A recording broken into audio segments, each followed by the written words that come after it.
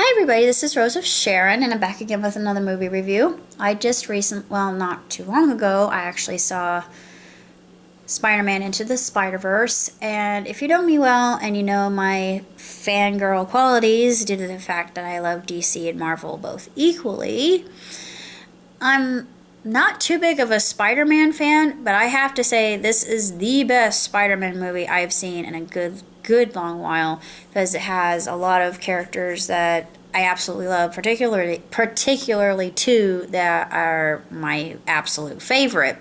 I won't mention who they are, but the soundtrack was phenomenal. I have it. I love it.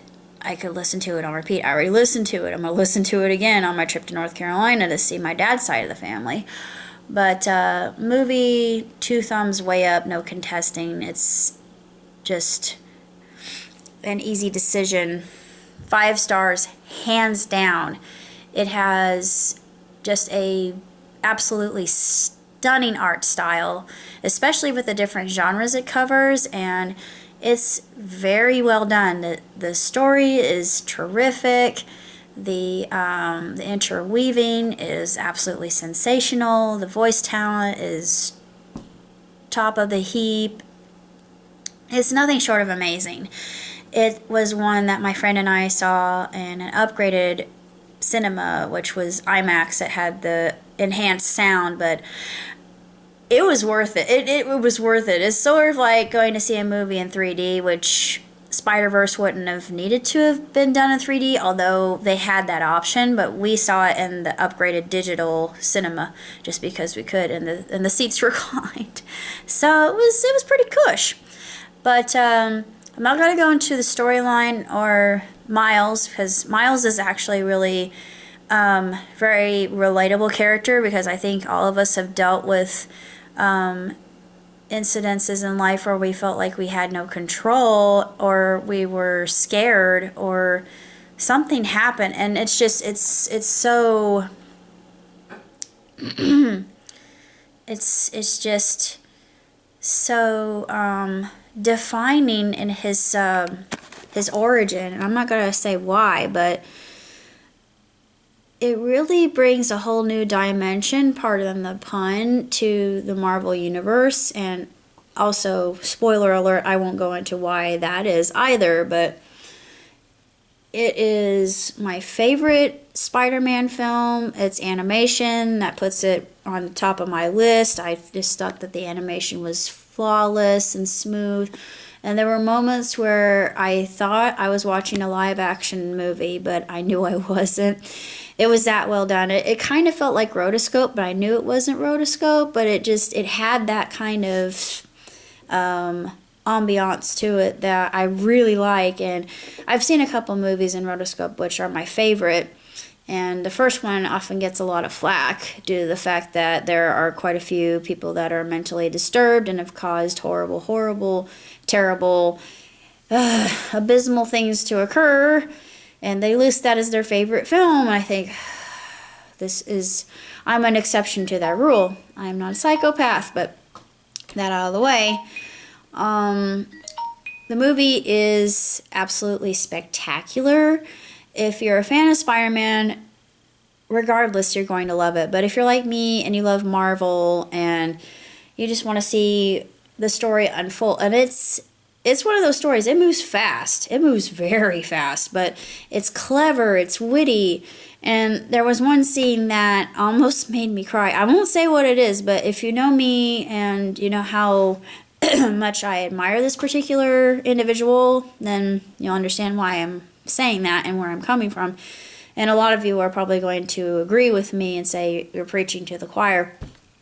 But regardless, I know that Cell Specs taught quite a bit about this, and she was extremely excited. She's not going to be disappointed, I can tell you that much. I'm looking forward to actually hearing her talk about it.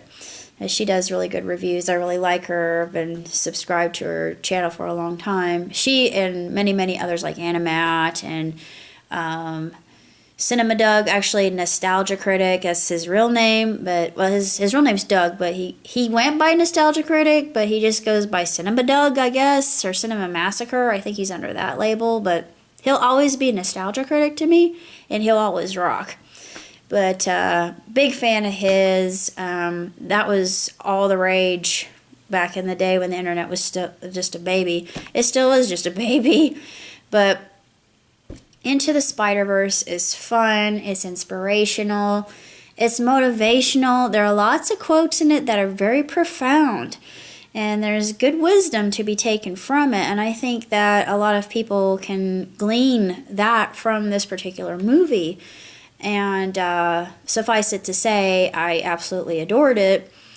And I wouldn't mind seeing it again, because it would be like Ready Player One. I watched it. I've seen it 2 times.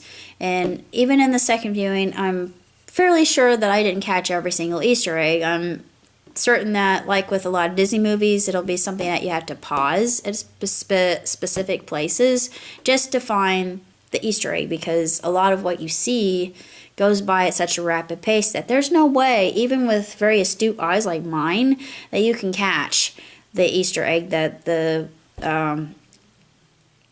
producers and all the staff just put in there just to tease you a little bit. And I don't know if it was kind of hinting at something. It was there is a scene at the end, so stick around to the end. It's worth it. It's hilarious. That in and of itself is probably one of the funniest things I've ever seen. Plus, it leaves room for a sequel. That's my only spoiler. You're not getting any more spoilers from me. That's it. But I thought, yeah, this is like every other Marvel film on the timeline. I kind of wonder where it fits in there. I'm curious, because there was a lot of crossover, and it put a lot of those moments that we recall from other Spider-Man movies, and I thought that was very clever. It was so well done, and it's just absolutely it is astronomical. I'm just going to say that it's my favorite movie, my favorite animated movie other than Wreck-It Ralph.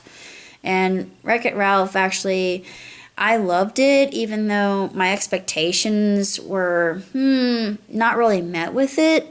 But this one exceeded my expectations. I think this is my favorite animated film. But of course, I haven't seen Smallfoot yet, so I still plan on seeing Smallfoot. But that's all I got to say. So until next time, live long and prosper. Ciao, tutti!